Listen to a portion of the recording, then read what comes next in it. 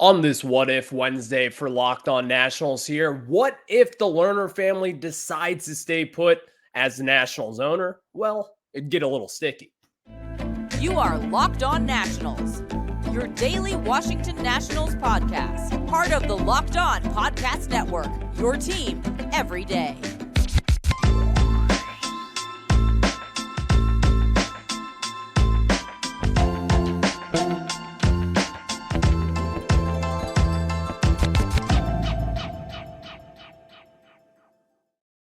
And thank you all for making Locked On Nationals your first listen every single day, as we are free and available wherever you get your podcast. I'm your host, Ryan Clary. You can catch me over on Twitter at RyanClary11 and as well as the show page at LO_Nationals. For all your latest Nationals news and notes, make sure to check out Locked On Nationals wherever you get your podcast. Just search Locked On Nationals there. Later on in today's show, kind of get into a little Stone Garrett discussion here. Obviously got his season cut short back in August at Yankee Stadium there. We all know what happened. It was a really ugly injury. But with that said, Stone Garrett still had a really good 2023 campaign. And also, I think he might be coming up here for a big 2024. I'm going to kind of discuss that a little bit later on in today's show.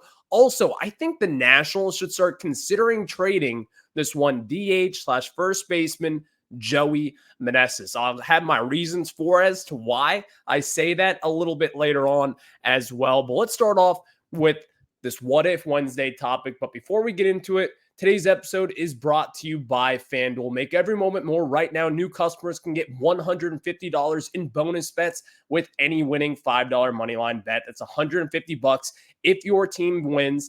Just visit FanDuel.com/lockedon to get started. So let's get started with this topic on today's program.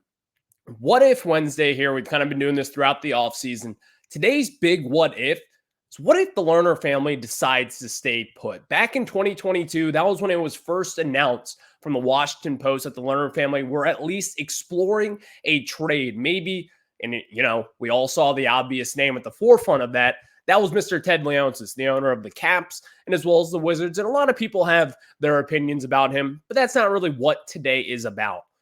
Let's say in this scenario, the Lerner family, which as we sit here today, that scenario, the whole sale and everything, it's still up in the air. No one really knows which direction that they're going in. But with all that said, it's been a year and a half since they kind of announced that they were exploring a sale. No one has really said that they are not exploring a sale anymore. But considering it's been a year and a half since they announced that, I'm probably going to sit here today and say they're probably not going to sell. So let's act as if they will be the owners moving forward. And so going back in the 2010s when the Nationals were the cream of the crop of the NL East, let's just call it as it is. When they were on top of the NL East, number one, they were spending. And when they did spend, it wasn't like some crazy moves where you're overpaying starting pitchers, where you're giving Daniel Murphy some lucrative contract. If you remember back then, the Nationals, they could have had some disastrous contracts going out there, considering Yoenis Cespedes, back when he declined the Nationals deal, stayed with the New York Mets for a little bit less money than what the Nats offered him. The Nationals, they've avoided a lot in the past, a lot of bad contracts, in fact. Unfortunately, they've eaten some as well, Patrick Corbin, and as well as Steven Strasburg. But I'm not just going to sit here and say the Lerner family doesn't spend anymore. They haven't spent over the last few years. But even then, this is kind of something that I think we can all agree with. Why would they invest in a product that's not going to be giving out wins, even if they were to sign Juan Soto to some lucrative extension, even if they were to hand out some massive contract to Trey Turner? The Nationals in the farm system, that is kind of where it all started out. That is the root of all evil when it comes to this Nationals team. They haven't been able to produce the prospects at the rate that they were back in the 2010s. And some people could say, well, when you're picking 27th or 25th in the first round of the draft, yeah, it's going to be a little harder. And that is true. But you look at teams like the Dodgers, the Braves, teams who have also been picking in the back half of those drafts. They've all done well in those departments. The Nationals, unfortunately, just never really got it done. So really the storyline kind of over the last few years has been the Lerner family, bad, not good owners. You could say, well, should they spend a little bit more than they have been? Of course they should be. I'm on the department that they absolutely should be spending and they should be trying to get better every single year. But I can also kind of sit back and say this. Why would they invest in this product when even if you were to give out those big hefty contracts, would the Nationals have really been winning over the last few years? Because I look around and yeah, now we have the prospects here. Yeah, a lot of top talent prospects. You have Brady House, James Wood, Dylan Cruz, a couple other guys in there as well. You have CJ Abrams, Mackenzie Gore up in the big leagues. But we all know this kind of comes from one move. That one move was trading away Juan Soto. The other move with Trey Turner and Max Scherzer getting back Josiah Gray, who was an NL All-Star, and as well as catcher Keibert Ruiz. The Nationals, maybe they haven't been spending as much as we all would want. But also, I think it's kind of not terrible to not spend at this moment in time. And if the Lerner family were to stay put, which at this moment in time, I have to think that's what's going to happen moving forward, then I think we will eventually get back to our spending ways. Are we going to be a top 5 payroll team? Probably not. But on the flip side of it, in years past, they have been willing to spend. And you could talk about post-pandemic and, the Lerner family and their real estate they're the kings of real estate in Northern Virginia, whatever else you want to call them. But still, they have shown in the past that they are willing to spend on a product that is worth spending on. Why would you spend to put pieces around Maikel Franco over at third base or Cesar Hernandez over at second base when you don't have the pieces that are going to be, catapulting your team to the next postseason run? The Nationals, over the last few years, they've been tanking. They'll never say that, but that's what has been done. They're not going to be spending on big-time free agents. They haven't been, and truly, it's probably the right thing to do at this moment in time. If they were to spend on big free agents, if they were to go out there right now and sign Rhys Hoskins to a 5-year deal, probably a little bit more money than what he probably should be getting, it would be good. It's something I would be happy about. I think Rhys Hoskins could help this team win right now. But I also don't think it's some necessity. Because if you remember that 2012 team that really just kind of came out of nowhere, that team was built by prospects and through the farm system. That is what has to happen before anything else. The Texas Rangers, yes, they spent a ton of money this last offseason over the last few offseasons, and they've gotten a lot better. Of course, you can do that as well and get a winning result. But they also have a loaded farm system as well with Evan Carter coming up through the system. They're going to have Wyatt Langford coming up here soon. They've made smart trades like getting Adolis Garcia. All these different moves that kind of add up, that is how you're going to have to get there. And if you kind of look at Garcia in particular with this Rangers deal, I'm not saying Lane Thomas is Adolis Garcia here, but that was one of those trades where he was not really expected to do that much. It was kind of just one of those moves where it's a little blimp in the radar. You'll never see it coming. You've never heard anyone talk about it. But obviously, he turned out to be something that really helped them down the line, especially in that World Series run this past October. So with all this being said, if the Lerner family does decide to stay put, am I going to be thrilled about it? Not necessarily thrilled, because I do want ownership that will be all the way in. And at this moment in time, you just can't say whether or not they are all the way in, considering they've never really closed that they're going to be selling the team or they will not be selling the team. Because Artie Moreno, the Los Angeles Angels owner, he might be terrible, but at least he came out and said, yeah, I'm not going to be selling the team anymore. Lerner family, they haven't done that. They have the option to do it. Moreno did it, in which, by the way, totally dysfunctional ownership group there in LA. But we just haven't done that yet. So I think that is why it's still a fair question whether if they will be selling the team or if they'll be keeping it. You just don't really know. And honestly, it's a kind of a sucky situation because they're going to be one taking the bullets, unfortunately, in this. If the Nationals, if they aren't going to win, people aren't going to throw Mike Rizzo under the bus. People love Mike Rizzo here. They're going to be throwing the Lerner ownership group under the bus. Is it fair? Probably not, because Mike Rizzo also has his fair share of failures, for being honest here. First round picks, top prospects, not really panning out. That is on Mike Rizzo, unfortunately. But again, if the Lerner family decides to stay put, all they'll have to do to get my trust back is just simply spend some money wisely. Don't go out there and give a 10-year deal to some Sonny Gray type of talent. I like Sonny Gray, but he's not a 10-year kind of pitcher. You don't really want to be spending money in the dumb ways that the Nationals have in years past with Patrick Corbin and Steven Strasburg. So it's a tricky situation to kind of fumble around here. But if they were to spend, if they were to show that we are 2 feet back in the room here, they'll have my trust yet again, because we have seen this before. We have seen them go all in and really provide the talent that is necessarily needed for this team to take those next steps. So it's going to be an interesting offseason to see, because they have the money to spend, and there is a case to be made as to why this Nationals team should be hovering around 500 in the year of 2024. But ultimately, it's going to be up to the ownership and what they decide to do. So that's going to be something really interesting to watch over the course of this offseason. I think something that may be an underlying kind of deal here, I haven't heard anything about this, but I feel like Joey Meneses could be kind of a smart candidate to consider trading right here and right now.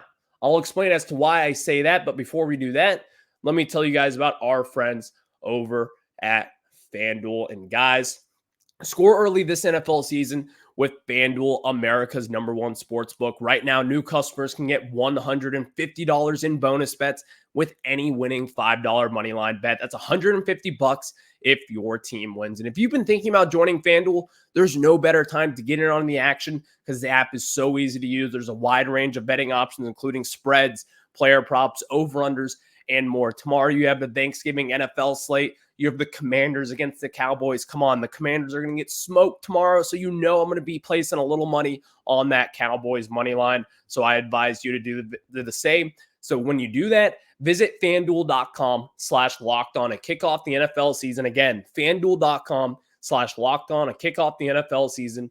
FanDuel, the official partner of the NFL. Now let's get back into it, as the Nationals could/should be considering trading Joey Meneses this offseason. Listen, I like Joey Meneses, but the matter of the fact is here, with Joey Meneses, what's really the future for Joey? I like Joey Meneses. He's a slight above average major league hitter, but kind of his 2022 self, when in the second half of the season there, he was putting numbers of an MVP candidate like Mike Trout and Aaron Judge of that year. That's not really what Joey Meneses was going to be. It was a fun little magic carpet ride, but even then, we all kind of knew that was not going to be the expectation for Joey Meneses entering this year. Even then, you could still make the argument that Joey Meneses, while he had, again, average to slightly above average MLB numbers as a DH, you could still make the case as to why he is of value to any team. And again, with this Nationals team here, any average, even just a tick above average MLB hitter, you're going to take any day of the week. The offense has been our struggle, but also Joey Meneses was kind of part of that struggle as well. The power numbers that he showed in 2022 never really came into fruition in 2023. That's not really something some people expected, but I will say, this is something to where the Nationals, you're going to have something give here, because you kind of have yourselves a little bit of a dilemma brewing here in Washington, D.C., in my opinion. And we're going to kind of get into this a little bit later on, but with Stone Garrett and Joey Meneses, both these guys kind of cut from the same cloth, guys who are late bloomers in their career. One guy is a little bit more upside than the other. And Joey Meneses, as we sit here today, he's going to be turning 32 in May. Are the Nationals likely going to be a postseason team this year? Probably not. So then you go into 2025, in which he's going to be turning 33. And all of a sudden, you're going to be having an aging DH, in which, yeah, you're not going to be really out there every single day. And Joey Meneses, for all we know, could be the Nationals playing over at first base. I certainly don't subscribe to that at this moment in time, but still, it is a possibility. But that should not be, in my opinion, because I think the Nationals could actually get some value for someone like Joey Meneses. And the reason as to why I say that, Joey Meneses is still under control basically throughout the rest of his career. Joey Meneses will never have the opportunity to get that big, lucrative payday as guys like Bryce Harper, or name those superstars. Joey Meneses, he's going to be a free agent in 2029. He's not even arbitration eligible until 2026. So automatically right then and there, his base salary of a couple $100,000, that is like gold for teams that don't necessarily spend money. The Nationals could be in that department as well, as we kind of talked about it with the Lerner family. Maybe they see that as add value to them. And it is valuable to have someone like that, so cheap and who has been good compared to what he's being paid.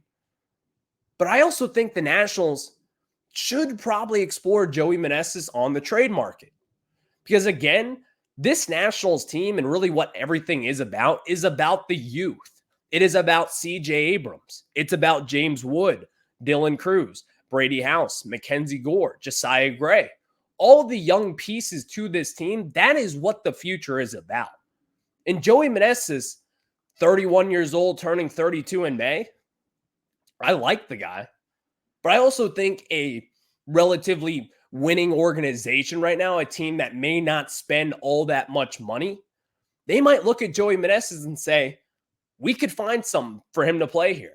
Whether it be coming off the bench facing lefties, whether it be the starting DH on a solid team. Joey Meneses is going to be someone, in my opinion, teams like the Guardians or the Tampa Bay Rays or maybe even the Oakland A's could target him and try to, turn him around to be a big piece to their team. Is it really necessarily a likely thing at this moment? Probably not. But I think the Nationals should also consider trading this, because what is his future here in DC? Is Joey Meneses going to be here for the next postseason team? If I were to be sitting here today and if someone asked me, is he going to be the DH on the next 2025 postseason run? I'd probably say no. Either he's going to get beat out by someone in the farm system, or the Nationals sign someone to take his place, or you trade him. Because I think at this deadline in particular, if Joey Meneses has those average numbers, teams are going to be wanting to test it and see what they could get with him. Now, what would the return be? Because I think that's what a lot of people may get confused about. Are you going to be getting some big prospect? Absolutely not. Not even in the question for Joey Meneses. But I think you could get something back decent. Maybe a team's 16th best prospect in their organization for someone who's under team control for the next 4, 5, 6 seasons. You could get something like that. But also on the flip side of it, DJ Hers, one of the Cubs, 12th best prospect that we got for Jeimer Candelario this past deadline. If you've seen what DJ Hers has done, all he has done is strike out batters, go to the Arizona Fall League, and strike out more batters. That's simply as what he has done. He has showed promise as a bullpen piece. He showed promise as a starter. He showed promise as a pitcher as a whole. So with all that said, you never really know what you'll get in return. You just simply do not know. Because teams and prospect lists and whatever you look at, you can look at the numbers and say, this guy is the 18th best prospect in the organization for this, whatever. It doesn't necessarily matter. Because those pieces that you trade for, if you were to trade someone like Joey Meneses, could then be used to help trade for another star, whatever it may be. Or simply, you just never know. Because Yordan Alvarez back in the day, some kind of nobody prospect, traded away to the Houston Astros. And now he's Yordan Alvarez. O'Neal Cruz, shortstop for the Pittsburgh Pirates, who, by the way, just switched his agent yesterday to Octagon Sports. Willing to bet he's going to get an extension here any moment now. Nobody prospect, shipped away to the Pittsburgh Pirates for like a relief pitcher. And now he's O'Neal Cruz, one of the most dynamic players in all of baseball. There's a lot of different things that could go the Nationals' way in this department. Because teams are going to value the fact that they have control of Joey Meneses over the next few years. And at worst, if he doesn't pan out, You're not paying him $10 million a year to sit on the bench. You're paying him a couple $100,000. This is someone that you could DFA if you wanted to, really, as well. Or you take that chance and maybe you kind of tap into the potential that Joey Meneses showed back in 2022. Maybe his power comes back to form. He's someone that is a clubhouse leader. Because Joey Meneses, I'm not going to sit here and sing his praises here. He's a good baseball player. He's a good hitter overall, but he's nothing special. You're not going to be getting anything that is game-changing in return. But also, you just never necessarily know what will be back in that trade return. Again, you're not going to be getting some five-tool talent, but also the Astros with Yordan Alvarez and the Pirates with O'Neal Cruz. They weren't expecting those guys back in return. They were expecting some farm system depth guys who may have a chance to turn into guys like that. Luckily, they tapped into that talent, but it's not necessarily a given. And in this scenario, I also think the Nationals have someone in-house that could be taking those DH reins, and his name is Stone Garrett. I want to talk about Stone Garrett and kind of why I'm putting my faith into him. Also being a little bit younger, coming off a pretty serious injury, but still, I think Stone Garrett could be the real deal for this Nationals team, and someone who comes a little bit younger and all the stuff really behind him, the hard hitting, exit velocities, home runs, long home, whatever you want to talk about here. I think Stone Garrett's probably going to be that guy who could be taking that next step up. We're going to discuss that after this. And thank you for making Locked On Nats your first listen every single day, as we are free and available wherever you get your podcast. So kind of getting into the Joey Meneses thing here, now transitioning out of that into Stone Garrett here. The reason why I think the Nationals should probably consider trading Joey Meneses, because you have someone like Stone Garrett. Stone Garrett, while he had his ups and downs, and really he kind of started off slow with the Nationals, came back up, heated up during the summer, and really down the stretch, he was the Nationals' consistent power in their lineup. This was someone that his max exit velocity was up there in the top of Major League Baseball. This is someone who's kind of like an analytical freak. If you like analytics, you're going to see a lot of different things that you like about Stone Garrett. The exit velocity, the hard hit percentage, all those different things. Stone Garrett has done very well over the course of his young 2023 campaign here. Ultimately breaking his leg at Yankee Stadium, there are probably some questions / concerns about that. But even then, as someone who's just going to be a slugger, I don't necessarily think this is going to be a career-altering injury. You've kind of seen him out and about. I saw him yesterday at some turkey trot in the community, giving away turkeys. He's still out. He's out of a cast in what it looks like. And I even think he went running on the treadmill a few days ago. I think Stone Garrett is probably going to be that guy the Nationals should really kind of hone in on for 2024 and beyond. Because again, similar to Joey Meneses, this is someone who's going to be locked up for the next 6 seasons here. You don't have to worry about him walking in free agency. He's still young, 28, 29 years old. And also he's got the raw potential to actually kind of be in that DH spot and hopefully thrive in it.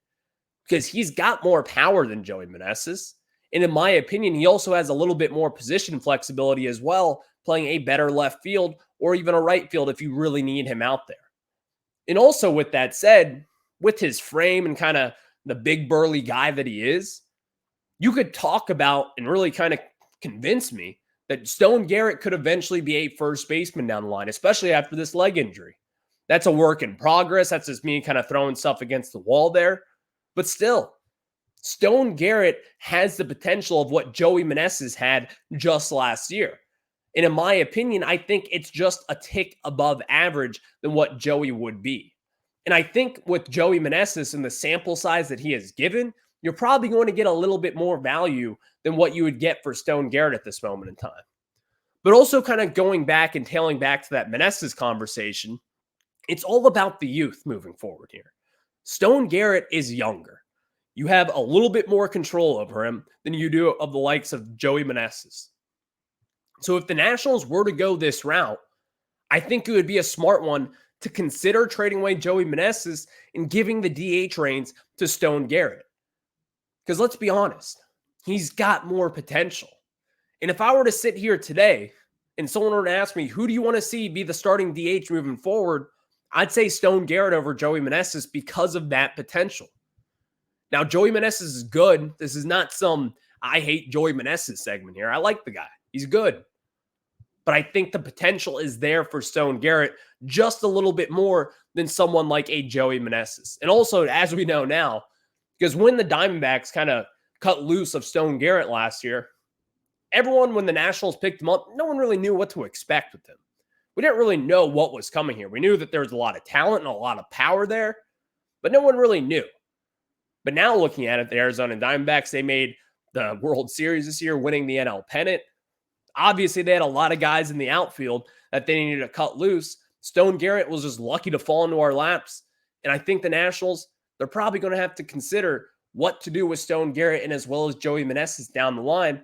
And my answer to it, probably trade away Joey Meneses and see what Stone Garrett can do. Thank you all for making Locked On Nats your first listen every single day. Take a quick moment to thank you all for making us your first listen. Happy Thanksgiving. I am thankful for all you guys. Make sure to subscribe for over at Locked On Nationals, wherever you get your podcast. Just search again, Locked On Nationals there. And that is where you will see all your Nationals content. And again, hit subscribe over on YouTube for all the latest Nationals news and notes. And until then, enjoy Thanksgiving tomorrow. I'll catch you guys on the flip side on Friday. Have a good one.